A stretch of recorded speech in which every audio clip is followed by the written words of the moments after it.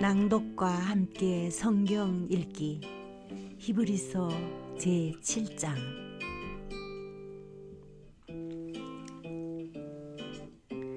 3월 29일 월요일입니다.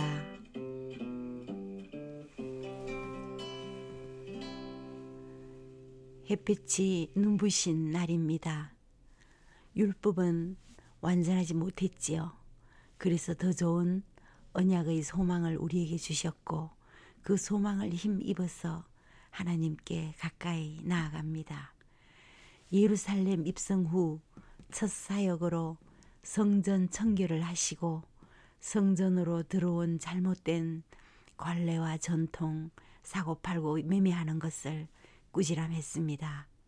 기도하는 집, 젖먹이가 옹알이를 하며 엄마를 쳐다보는 그 눈빛으로 온전히 주님을 쳐다보는 모습을 상상했습니다. 오늘은 멜기세덱에 대해 가장 많이 자세히 설명해 준 장입니다. 몇 번을 짚으며 읽습니다. 때론 모호함을 느껴도 있는 그대로 하나님을 봅니다. 자신을 단 한 번의 바치심으로 우리의 중재자가 되신 거룩하시고 순진하시고 순결하시고 죄인과 구별되시고 하늘보다 높이 되신 예수님, 그 십자가의 길을 이 주간 함께 걸어보아요. 시작하겠습니다. 멜기세덱은 살렘 왕이요 지극히 높으신 하나님의 제사장이었습니다. 그는 아브라함이 여러 왕을 무찌르시고 돌아올 때에 그를 만나서 축복해 주었습니다. 아브라함은 모든 것의 10분의 1을 그에게 나누어 주었습니다. 첫째로 멜기세덱이란 이름은 정의의 왕이라는 뜻이요. 다음으로 그는 또한 살렘 왕인데 그것은 평화의 왕이라는 뜻입니다.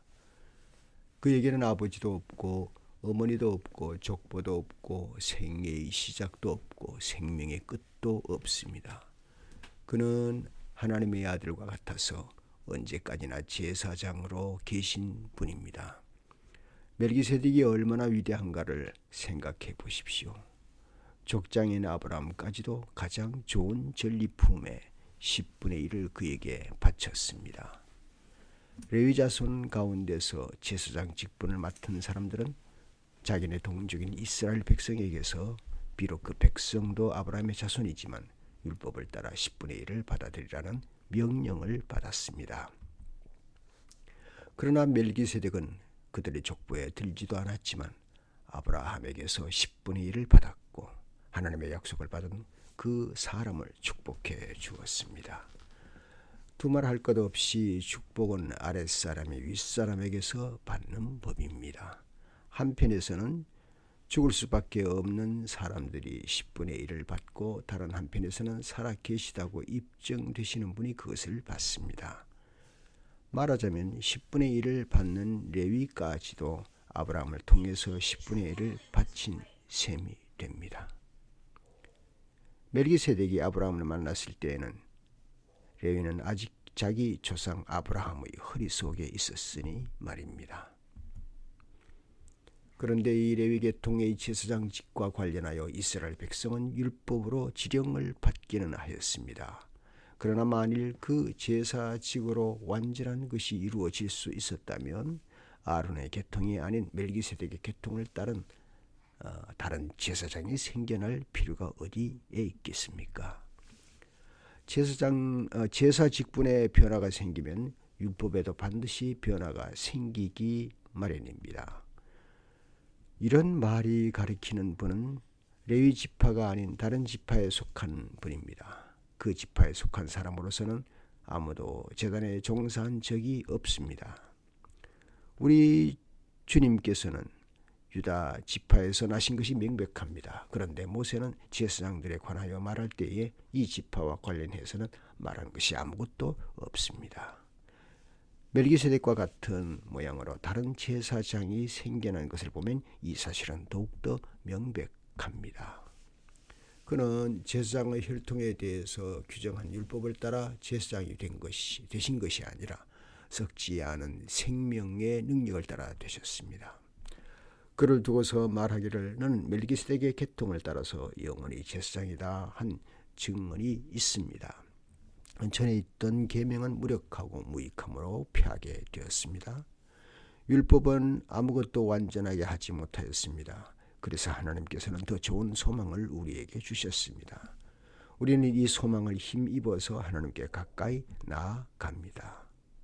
그리고 예수께서는 하나님의 맹세 없이 제사장이 되신 것이 아닙니다.